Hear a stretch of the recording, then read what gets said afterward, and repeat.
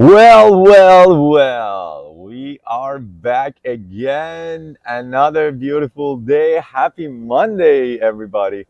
Happy Monday. I hope you're all doing amazing, no matter where you are, no matter what you're doing. I hope this day makes you a lot better, more joyful, and feeling successful than yesterday. So today is day 19th of our daily commitment to come, show up, and give you so much value. And that's what we're here for, just literally coming out, giving you so much of value that we literally have been researching for decades. We get paid for to provide these to our clientele. And now we are here just trying to give back and make this community grow together.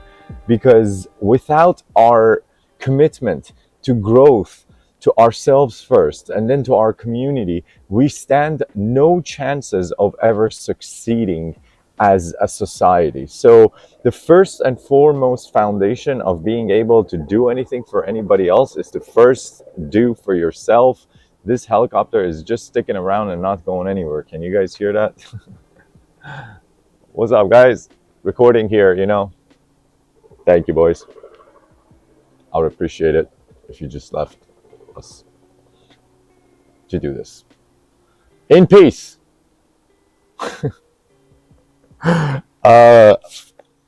Yes, so as I was saying, the only way we as humanity are able to ever help our family, our loved ones, our kids, our parents, and our friends happens when we are first able to help ourselves, not only to thrive, but first to survive. And because there is no way to thrive if we are still constantly in a state of surviving, trying to survive every day's life events and the memories of the past that we are bringing along with us as a baggage, carrying so much weight on our shoulders, literally, of the stories that are no longer relevant today. And they're no more true than the Santa Claus story. Okay, so it is very critical for us to talk about this because I had a client which I was speaking with over the weekend, and Jesus, you guys are definitely just like, yeah, come on, just come right on top of us, closer, because I think they're having a hard time hearing the helicopter. Oh, oh boy. That's all right. That's what you get for coming outside in Florida. By the way, so many helicopters fly in Orlando, Florida airspace. I don't even know what's happening with this. Living in Canada for like 20 years, I never even heard a helicopter once. And then I come to US, and there's always helicopters everywhere, especially in Florida. West Palm Beach, Orlando, some Miami. And then I was over the weekend. This is very interesting. So let's just talk about this story. Last weekend, I was out with some very, very dear friends. They're very fortunate and abundant financially. And they were discussing going from Orlando to West Palm Beach in 2 weeks for an event, for a gala. And the conversation literally goes like this while we were sitting in their like $200,000 Mercedes driving on the highway, and which was like a plane of its own. So they go like, yeah, so we're going to go in 2 weeks. The husband and wife are just discussing between themselves. And they said, well, it's going to be a 4-hour drive, basically 3 hours drive to go from Orlando to West Palm Beach. And West Palm Beach, if you didn't know, Mar-a-Lago is there. Some of the richest per capita postal codes and zip codes in US are in West Palm Beach. And they were talking about considering this, really, because they wanted to go to a gala 3 hour away. Instead of driving, how about we take the helicopter ride? It just takes half an hour to cut through and just go fast with a helicopter. And I was like, what? Like, this is so USA. The abundance in this beautiful country is so immense, which is why it's literally called the land of dreams. Let alone the fact that it's like the money for it is there, for the resources are there if you want to, if it serves you. It's just the fact that it's even an option, to just say, yeah, we're just going to go here, take a helicopter ride, go to a gala and come back. And how much does it cost? I don't know, like about $8,000. Cool. That's amazing. I want you to live with that as an inspiration. Now that we are having to deal with the sound of the helicopter here, allow the sound, if you're hearing it, to be an inspiration for you to understand there are people literally today on this planet that wake up and discuss how they should rent a helicopter ride to go to a party 3 hours away at the most influential and affluent probably zip code in all of United States. And meanwhile, you are underplaying yourself because you're doubting your foundational skills and ability to even succeed or to fail. That's literally why so many of us are not doing what is necessary instead of taking those actions. And that's why, by the way, Consultants Without Borders is created. It is because, see, to the most affluent people, they purchase their time back with money because they understand the value of time. For the poor, which is 99% of society, people love to work to trade their time for money so that they would go and get a bunch of shit they don't even need, to spend it on stuff they don't even want to because it just gives them significance. And all of that is happening due to, as we spoke yesterday in detail and in depth, due to lack of our ability to control our emotional state. All of that happens for that one reason. And now what happens is that instead of us striving to experience our fullest potential in this lifetime, we either play it small because we are afraid to get noticed and build resentment in the community around us, in our families, in our loved ones, because you don't think that happens? Of course it happens. Of course, when you become successful, those around you, especially those who thought until 2 years ago you were a Joe Schmo nobody, they're all of a sudden going to realize you did something worth doing, and they will resent the side of themselves that you remind them of themselves, which is available as a potential, but they're not experiencing because they're also limiting themselves. It's so important to understand this, because I was saying this over the weekend. I had a client and I realized these are probably the most important conversations we'll ever have, more important than the success and strategy and the business side. We have so many questions that are coming from all of you from anywhere in the world. Oh my God. And I completely forgot to go live on our Facebook, on our Instagram channels. Okay, Instagram just went up. So we usually are broadcasting every day between the hours of 11 to 12 p.m. Eastern Standard Time on 14 different outlets and 6 different platforms, with the one intention of bringing the services of premium consulting to the general public. Because until now, you don't find services like this where they bring what the most affluent people pay us over hundreds and hundreds of dollars an hour, so that we do the research and we provide them these information that I'm just giving you because I love every one of you, and I'm not selling you a single thing here. I want you to understand that there's nothing to sell you here. There's nothing. I literally just want you to understand that you are not alone, that you don't have to go about this alone. I want you to understand, oh yeah, and the sirens come. So definitely something's popping around here. I really hope everybody's okay and nothing has happened to anyone.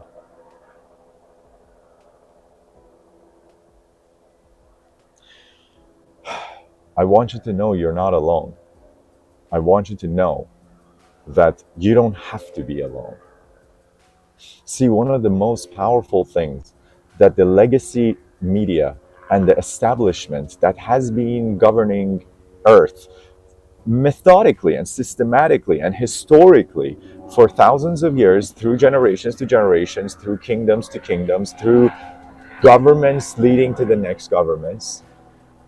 One of the most important things that has kept humanity still is the idea that they have built into us, especially more so ever than before within the past 40 years, that we can do this alone. The individuality is more important than the group, and that cannot be further from the truth. There is never, ever a human that has been able to achieve greatness alone. Never been. So this is why I'm here pouring out everything we have worked for in our lives so that we could build ourselves to get ourselves to the levels of absolute fulfillment and abundance for which we are absolutely grateful for, to you, because I don't have anything to sell you other than your own promise of your own future that you've been delaying because you have not been taking the massive actions necessary to get what you want and what you need and what you deserve. Do you understand what I'm saying? If it makes sense, I want you to snap it out and click it out for yourselves, because I want you to get involved and get excited about life. Don't just go scrolling. Even if you're going to watch this, please get some emotions into it.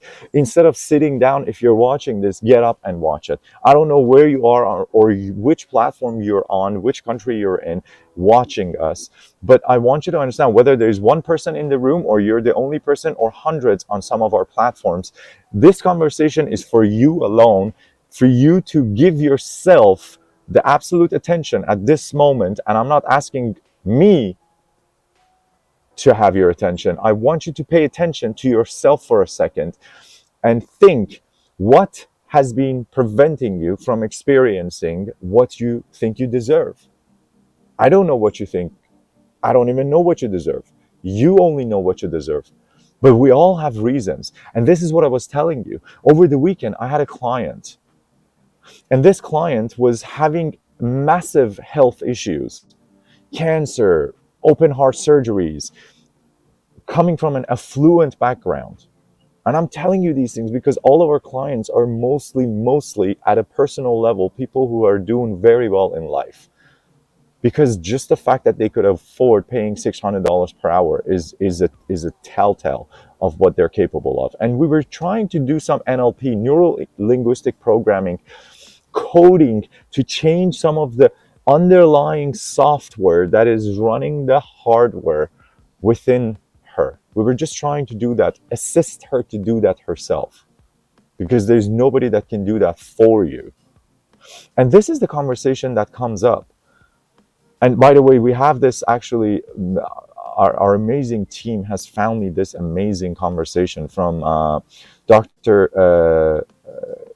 Matte, French, if I'm not mistaken, Gabon Matte. He's going to introduce himself.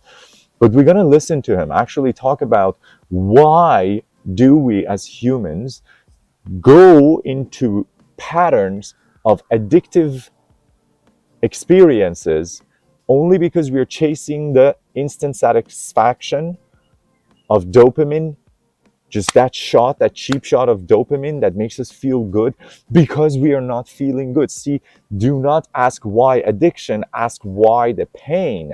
Why the pain actually matters. Because we all have different addictions. We think we don't. We are addicted to at least sugar or social media, if not both of these. And if you actually go and look at your phone's statistics, because every phone, Samsung, Apple, I don't care what your phone on, Android, they all have their own reporting softwares. They will tell you how much of your time you have spent per day and in the last week or in the last month on your phone, on which application you spend your time. I want you to please look into this. Go in your phones and find out. Don't go right now, you'll probably lose this. Stay with this, but write it on a piece of paper for yourself, that I'm going to go and check out how much time I spend on social media. It is kind of scary. Do you know why it's scary? Because according to studies, we are spending hours every day on social media. But you know what's really funny? Studies show that when you do something, anything that you desire, anything that you wish, for 5 minutes a day, 5 minutes a day, after 365 days, which is just a year. But by the way, how much is 5 minutes? Nothing. You spend probably longer time behind the toilet door in a public space than 5 minutes a day if you just averaged out how much you had to do that at events or venues or bars or wherever you are. I want you to please consider this. 5 minutes a day for 1 year, you do anything, something you don't have any idea about. By the end of the year, you're ahead than 90% of the planet Earth in terms of your skills and ability and knowledge in that subject department.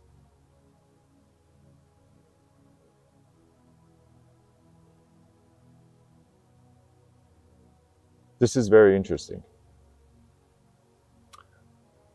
I am a recovering opiate addict, and I traded opiates for video games. Wow. Thank you, honestly, for your candidacy to step up, because we all have addictions. See, the thing is, the first rule of being able to kick the addiction or any pattern or deal with anything in life is to first acknowledge its existence. Because how many of you know somebody who's completely heads into trouble, and then when you discuss it with them, whether it's alcoholism or whether it's any ism or whether it's just them distracting themselves and getting into trouble, and then you talk to them, or their health is going out of balance, they're like, no, what are you talking about? I don't know what you're talking about. How many people do you know? Maybe yourself, maybe me. So let's talk about this. Why does addiction happen? Because addiction is within all of us. It happens because we are living in an internal state of pain and suffering. And we feel sometimes our body cannot sustain for prolonged periods of time emotional states. That's why even when you're so excited, have you ever had a time where you're just laughing so hard that like your snout is coming out and like you can't laugh, your stomach is hurting? After 10 minutes of doing that, your body, your face muscles are hurting, you will stop and you're just gonna sit down and be like, your face is just like caught up in this state of laughing, and but your body cannot sustain emotional intense states such as feeling very excited or very depressed for prolonged periods of time. That's why the autonomic nervous system, ANS, the parasympathetic side and the sympathetic side, they need to regulate the actual excitement and the relaxation of one another. And they go in turns. You see, you cannot be too relaxed all the time. That's why we get angry and we get worked up in a crazy 8 loop in neuro-linguistic programming or psychology, which is the pattern that we all, this empowering pattern that we all go into when we start thinking about negative stuff and focusing about the negative stuff, or the positive upward spiral versus the negative downward spiral, is that when we start focusing on how we are grateful and how we are capable and how we start recognizing within ourselves that we can, then life starts happening more for us and we get rewarded more and we get noticed more. And you all know that when you've been in your element and you've been so just high vibration, happy, excited, and you walk into a space and everybody suddenly is like drawn to you and people are like, who is that? And you feel that energy on you.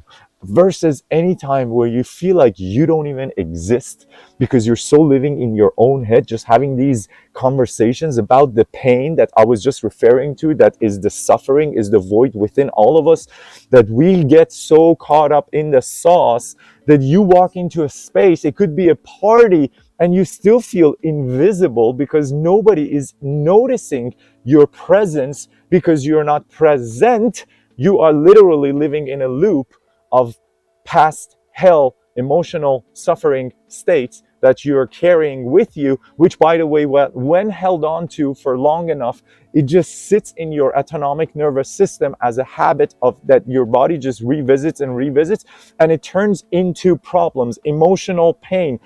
Physical manifestations include, but are not limited to, all autoimmune diseases.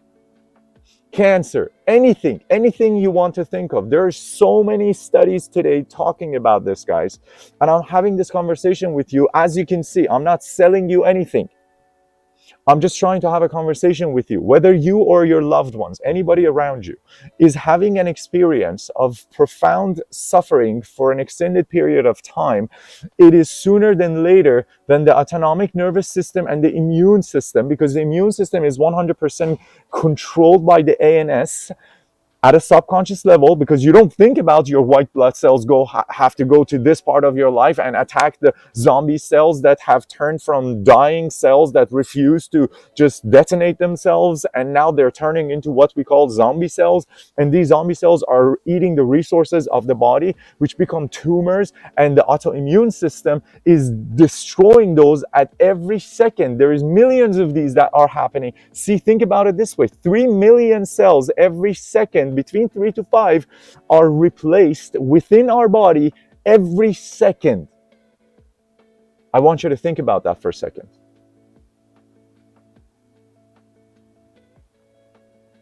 I really love this. Gothic King, thank you. And I'm going to share this part too. You see this? This is exactly what he's sharing. I started taking opiates because it was the first time I actually felt true happiness and not emotional pain. That's exactly what I'm talking to you about, guys. Thank you again, Gothic King. And by the way, since you're still watching this with us, brother, the words you use, the Gothic King, whatever Gothic means to you, it has a power. Even if it's your handle of your Facebook account, please, if you want to experience whatever it is that you want, do not say, I don't want this. See, this is one of the things we get taught first in executive consulting and breakthrough coaching programs, to do with our most premium clients, because when we go to them is when they want to go from point A, which is where they are, to point B, which is where they want to be, and they want to shorten the gap between the where I am today and where I want to get to. That is our expertise. We are the catalyzers, okay? We make things happen very quickly. So we go in, and you know what is the first thing we ask them? Okay, so let's see, where are you today? Where are you standing from your money perspective, from your family, from your health, from anything you want to actually change in your life?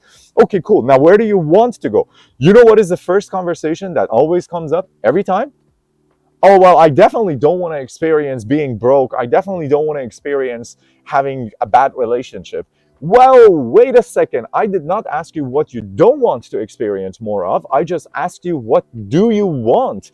And see, what just happened is we always start by thinking what it is that we want to avoid, because we've been living inside that pain for such a long time that avoiding that pain is all we are trying to do. And that is literally, my friend, what I just told you, what's called a self-fulfilling prophecy. Because it doesn't matter what you repeat, even if you say it in a negative. See, 2 negatives does not make it a positive in the world of quantum vibrations and science. When you say, I don't, it doesn't make the next thing, not happen all of a sudden. You are literally, as a creator of your own experience, as your life, you are literally, through uttering the vibrations that are coming out of your mouth as words that we could measure with oscillators in laboratories. This has been there for almost 100 years right now. This is not a new science. You could actually measure the amplitude and the longitude, the oscillations of the frequencies that are audio. This is not a new thing, okay? And that has a direct impact on what you experience.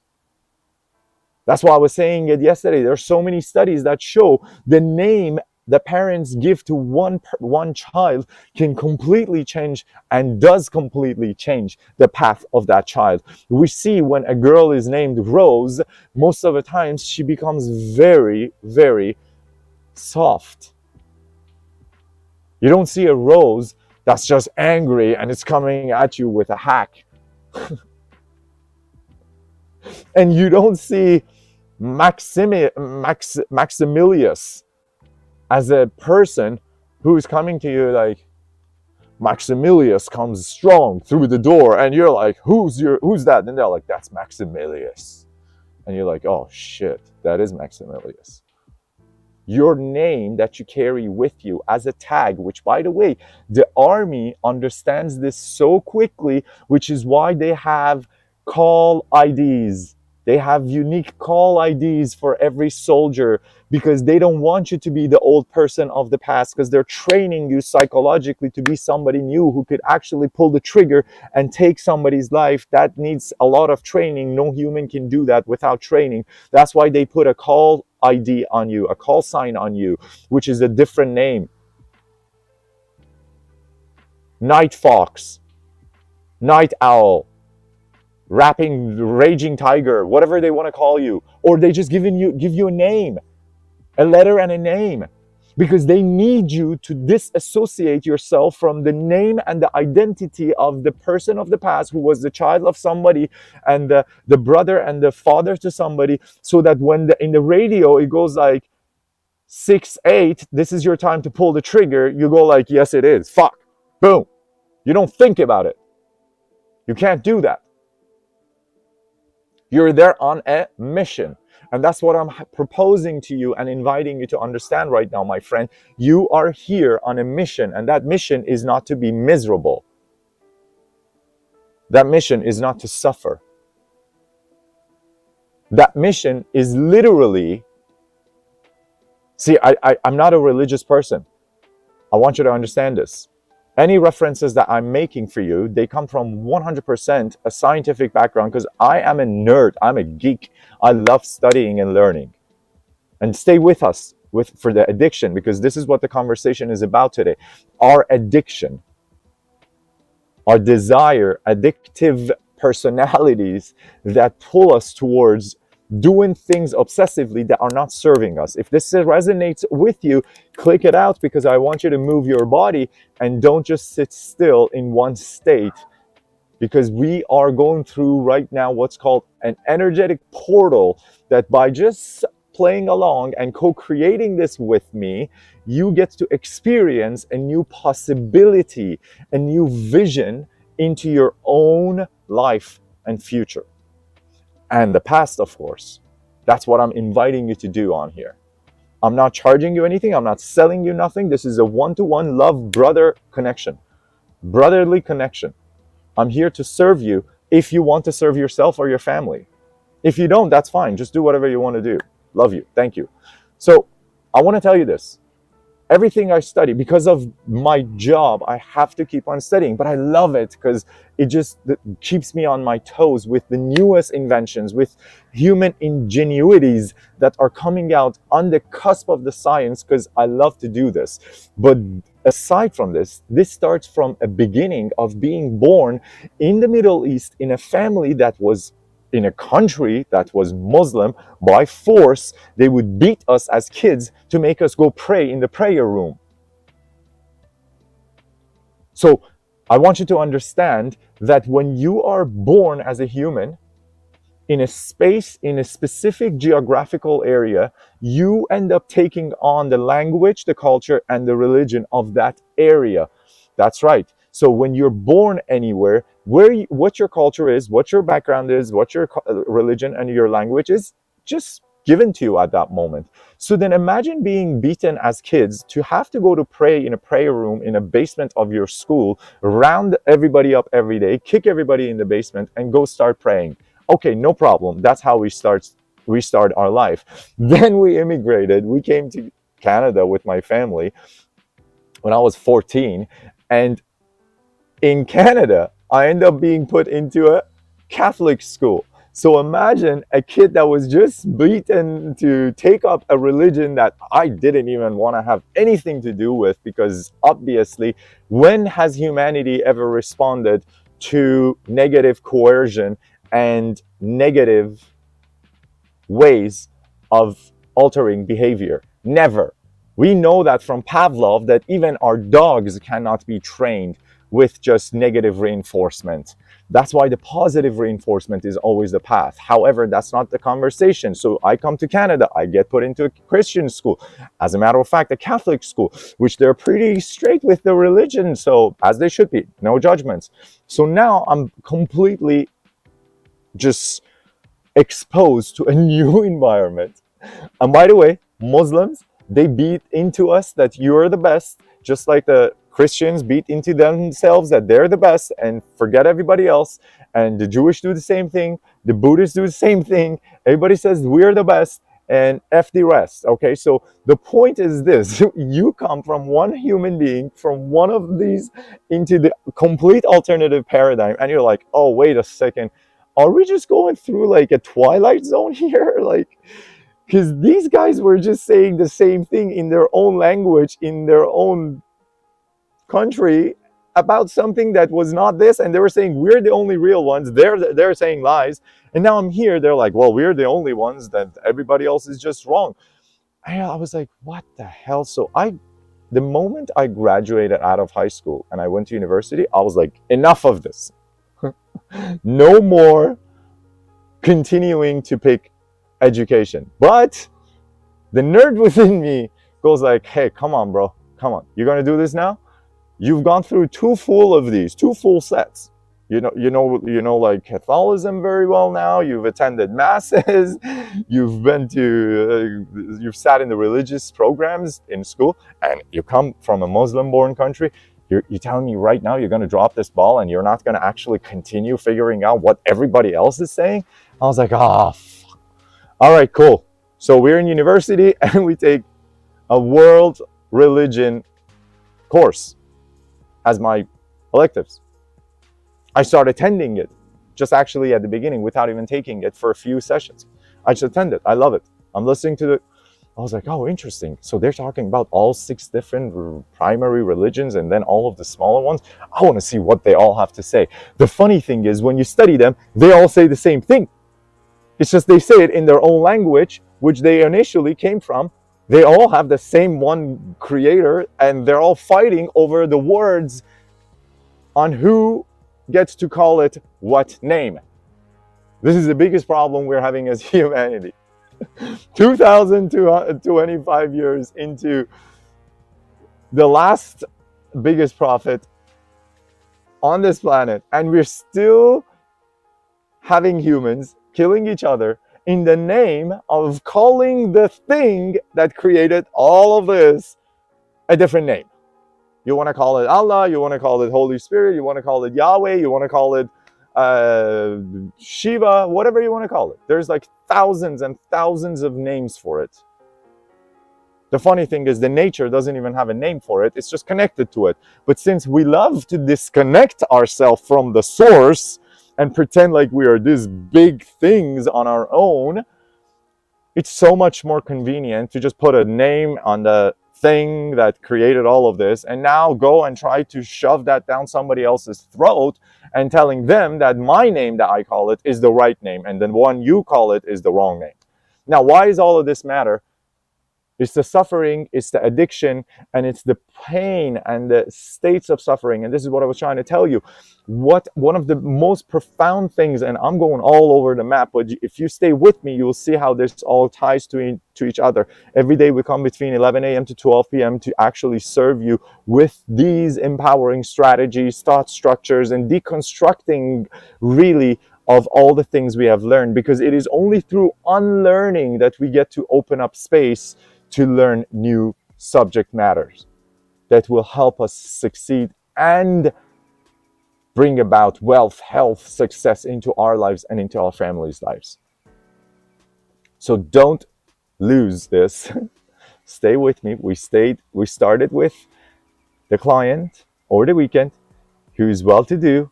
They were going through a lot of health issues. And the reason they were is because they're holding on to baggage, emotional suffering baggage from their past.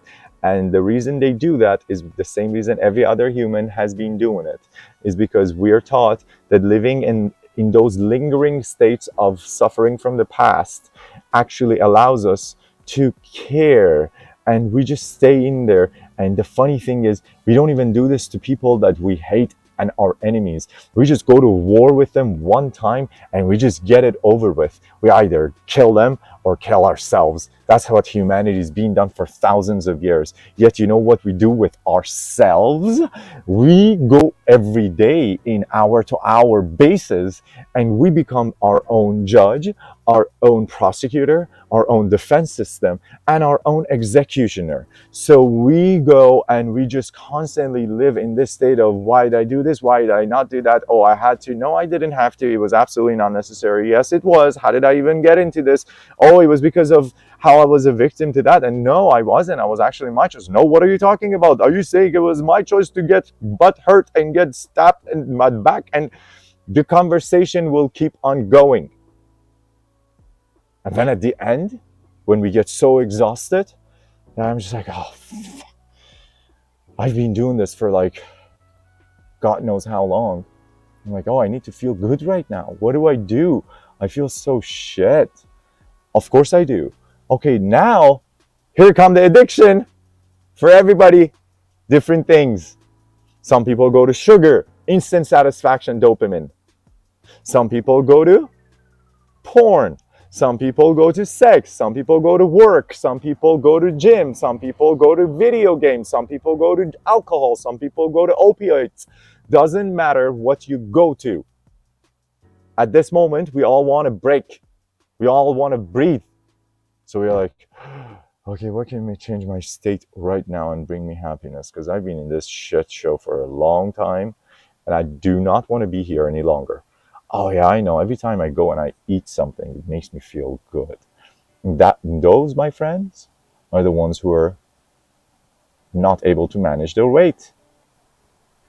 You see them. They show up as obese. And they love to play the genetics victim game, which, by the way, now science knows 100% not to be true of all the human problems, discomforts, and diseases, which a lot of people like to just name it quickly disease, because it just makes it this monster that now I could play a victim to, that I got this.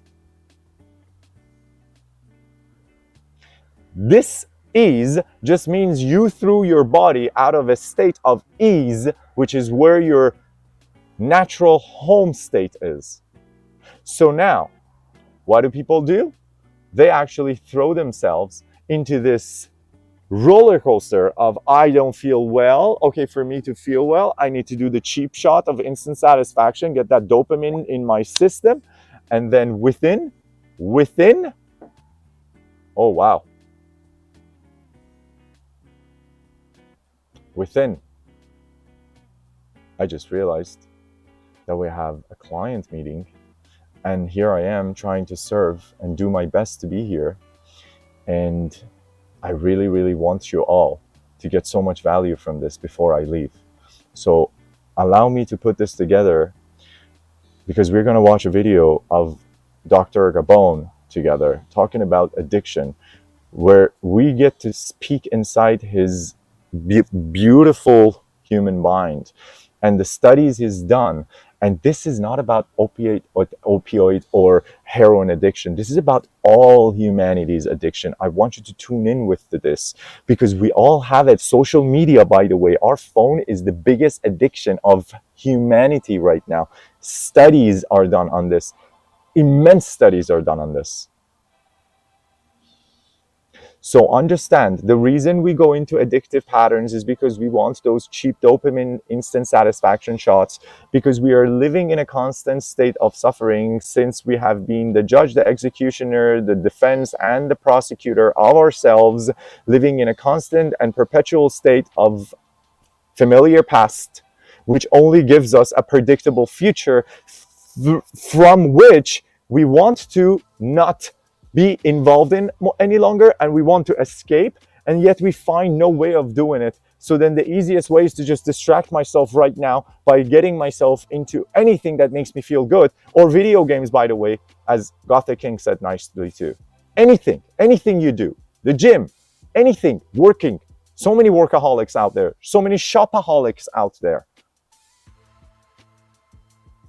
So anytime you want to change your life, you got to change yourself. You cannot do that.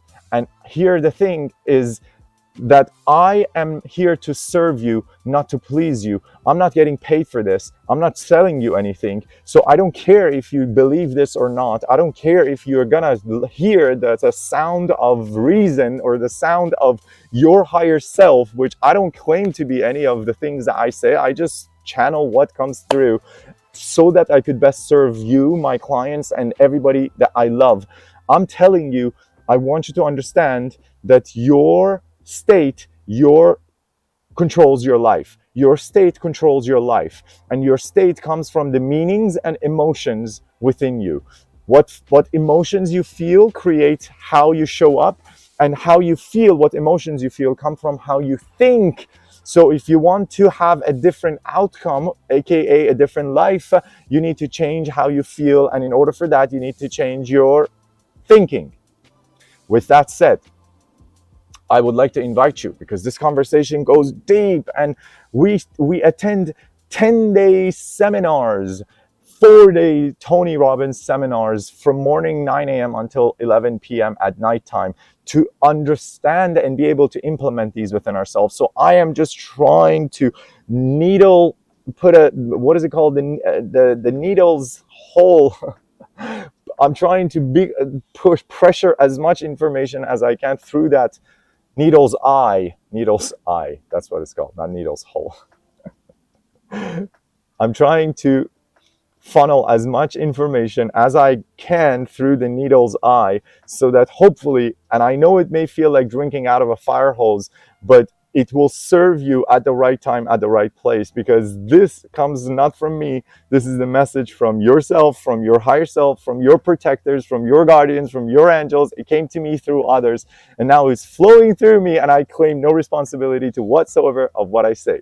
So I'm here to serve you. And with that said, let's go speak and hear out Dr. Gabon speaking of addiction. Don't go anywhere. If you say, I'm not addicted, that just means you haven't found what your addiction is. I told you, go to your phone and you'll see how much time you spend on your social media. That is your addiction. Because if you were to spend half of that time on anything that you want to experience more of in your life, that would already be your reality today. However, it's not, because your addiction is keeping you on your social media, glued to the screen, scrolling mindlessly, and finding yourself wasting hours. So do not say, I don't have an addiction. We all do. We just got to find what mine is. Let's listen to Dr. Gabon, everybody. I've come to talk to you about addiction, the power of addiction, but also addiction to power. And as a medical doctor, I work in Vancouver, Canada, and I've worked with some very, very addicted people. People who use heroin, they inject cocaine, they drink alcohol, crystal meth, and every drug known to man. And these people suffer. If the success of a doctor is to be measured by how long his patients live, then I'm a failure, because my patients die very young, relatively speaking. They die of HIV, they die of hepatitis C, they die of infections of their heart valves, they die of infections of their brains, of their spine, of their hearts, of their bloodstream. They die of suicide, of overdose, of violence, of accidental deaths. And if you look at them, you call to mind the words of the great Egyptian novelist Naguib Mahfouz, who wrote, "Nothing records the effects of a sad life as graphically as the human body," because these people lose everything. They lose their health, they lose their beauty, they lose their teeth, they lose their wealth, they lose human relationship, and in the end, they often lose their lives. And yet nothing shakes them from their addiction. Nothing can force them to give up their addiction. The addictions are powerful. And the question is why? And as one of my patients said to me, "I'm not afraid of dying," he said, "I'm more afraid of living." And the question we have to ask is, why are people afraid of life? And if you want to understand addiction, you can't look at what's wrong with the addiction. You have to look at what's right about it. In other words, what is the person getting from the addiction? What are they getting that otherwise they don't have? And what addicts get are relief from pain.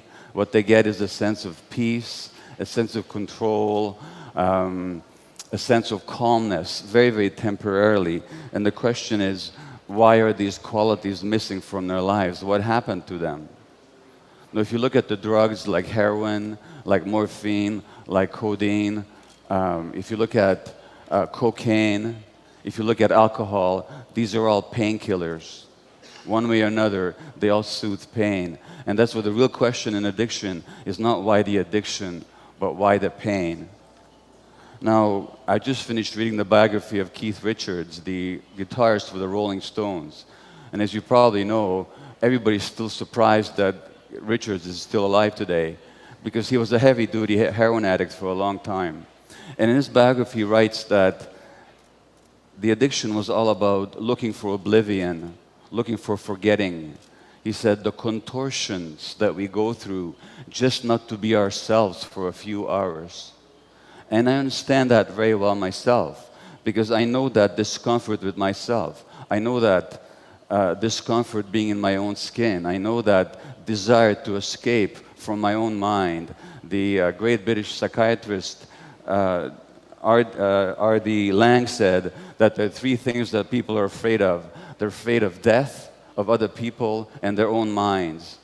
And for a long time in my life, I wanted to distract myself from my own mind because I was afraid to be alone with it. And how would I distract myself? Well, I've never used drugs, but I've distracted myself through work and throwing myself into activity. And I've distracted myself through shopping. In my case, for classical compact music, classical compact discs. But I've been a real addict that way. One week I spent $8,000 on the classical compact discs, not because I wanted to, but because I couldn't help going back to the store. And as a medical doctor, I used to deliver a lot of babies. And once I left a woman in labor in hospital to get a classical piece of music. And I still could have made it back to the store, to the hospital on time. But once you're in the store, you can't leave because there are these evil classical music dealers in the aisles, you know, who, hey, buddy, have you listened to the latest Mozart symphony cycle? You haven't? Well, so I missed the delivery of that baby. And I'd come home and I lie to my wife about it, like any addict. I would lie about it. And I would ignore my own children because of my obsession with work and with music. So I know what that escape from the self is like. And my definition of addiction is any behavior that gives you temporary relief, temporary pleasure, but in the long term causes harm, has some negative consequences, and you can't give it up despite those negative consequences. And from that perspective, you can understand that there's many, many addictions. Yes, there's the addiction to drugs, but there's also the addiction to consumerism. There's the addiction to sex, to the internet, to shopping, to food. The Buddhists have this idea of the hungry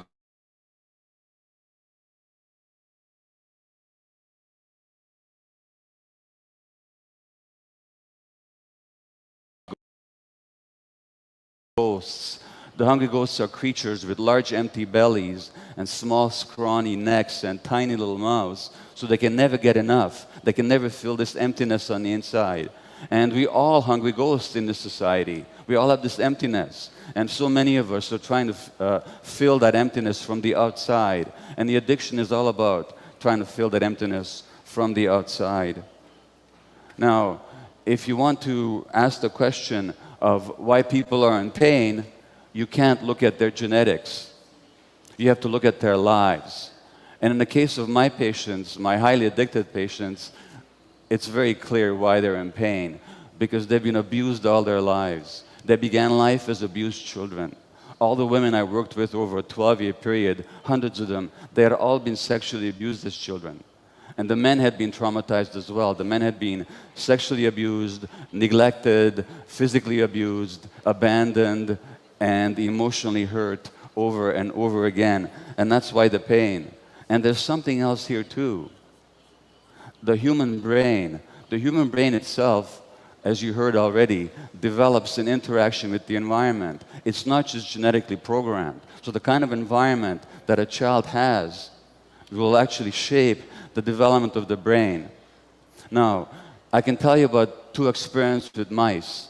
You take a little mouse and you put food in his mouth, and he'll eat it and enjoy it and swallow it.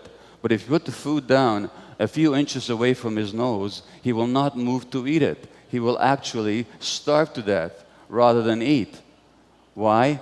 Because genetically, they knocked out the receptors for a chemical in the brain called dopamine. Dopamine is the incentive motivation chemical. Dopamine flows whenever we're motivated, excited, vital, vibrant, curious about something, when we're seeking food or a sexual partner. Without the dopamine, we have no motivation. Now, what do you think the addict gets? When the addict shoots cocaine, the addict shoots crystal meth, or almost any drug, they get a hit of dopamine in their brain. And the question is, what happened to their brains in the first place? Because it's a myth that drugs are addictive. Drugs are not by themselves addictive, because most people who try most drugs never become addicted. So the question is, why are some people vulnerable to be addicted?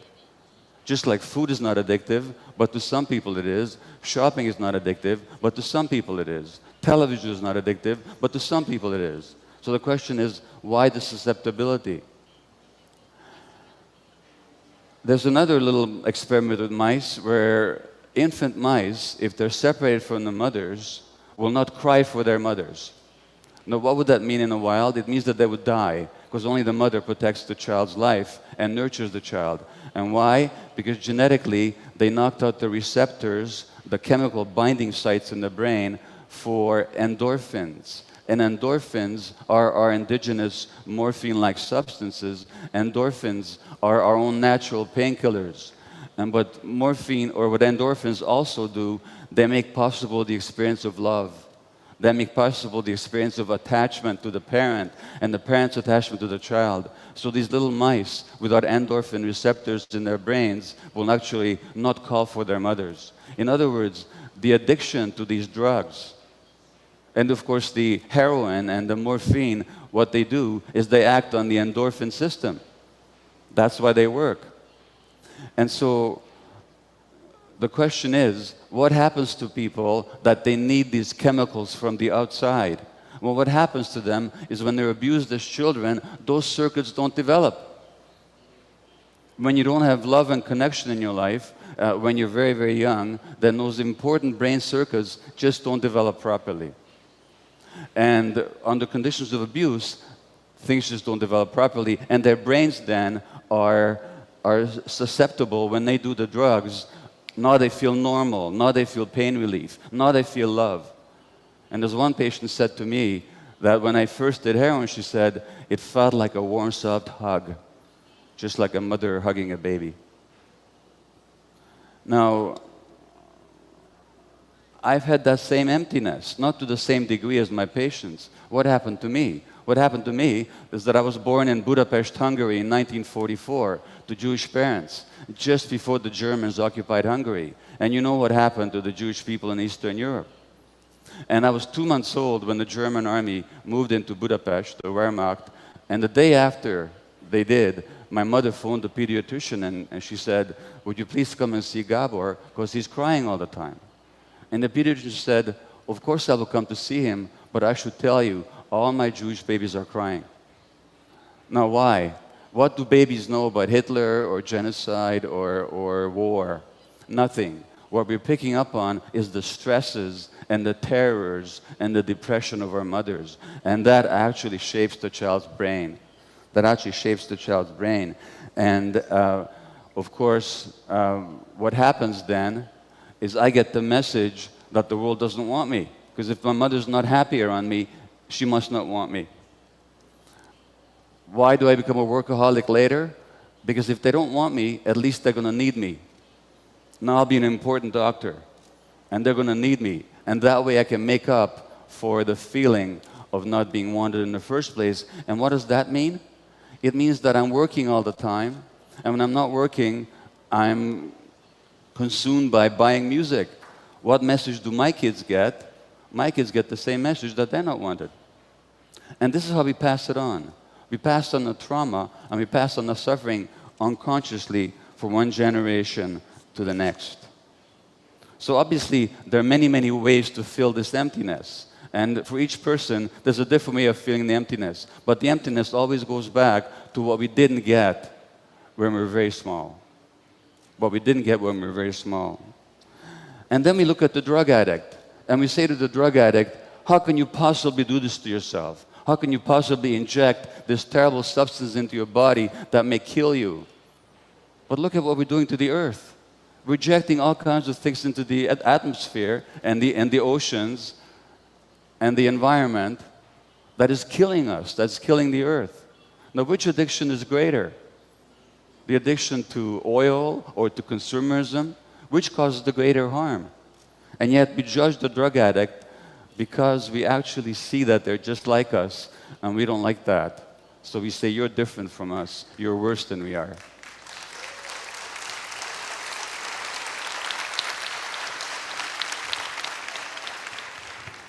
On the plane to Sao Paulo and Rio de Janeiro, I was reading the New York Times on June the 9th, and it was an article about Brazil. And the article was about a man called Nigio Gomes, a leader of the Guarani people in the Amazon, who was killed last November. And you probably heard about him. And he was killed because he was protecting his people from the big farmers and companies that are taking over the rainforest and destroying the rainforest, and they're destroying the habitat of the native Indian people here in Brazil. And I can tell you that coming from Canada, the same thing has happened over there. And many of my patients were actually First Nations Indian people, native Indian people in Canada. And they are heavily addicted. They make up a small percentage of the population, but they make up a large percentage of the people in jail, the people who are addicted, the people who are mentally ill, the people who commit suicide. Why? Because the lands were taken away from them, and because they were killed.